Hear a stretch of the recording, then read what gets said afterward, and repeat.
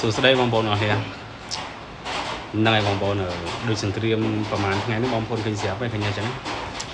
បទរបស់ប្រទេសអឺរ៉ង់ហ្នឹងហើយមានការជំជ្រែកពីប្រទេសចិននិងប្រទេសរុស្ស៊ីបងប្អូនហ្នឹងអញ្ចឹងសូមផ្ដាំតើអ្នកដែលថាអាវុធរបស់ប្រទេសចិនអីអនអីចឹង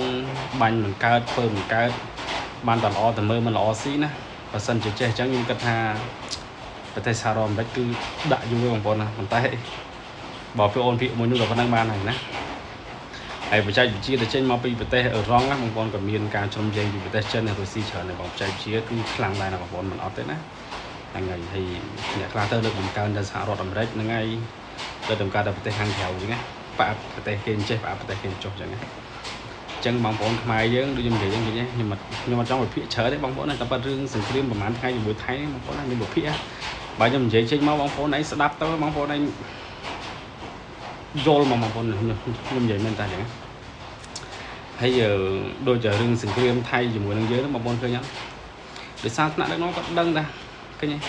ដឹងថាបើសិនជាយើងមិនតបទេអាចជាទៅជាកន្លែងសម្រាប់សាកអាវុធរបស់ពួកវាបងប្អូនគាត់ថាថៃចប់ពីសង្គ្រាមអញ្ចឹងទៅបងប្អូនឃើញទេ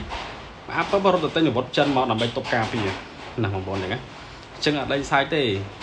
ដូចប្រទេសអឺរ៉ង់បងប្អូនឃើញទេហ្នឹងហើយការជ្រុំចែងពីប្រទេសចិនទៅខ្លាំងណាស់បងប្អូននិយាយមែនហ្នឹងហើយប្រទេសចិនបងប្អូនឃើញកំថារបស់ចិនអន់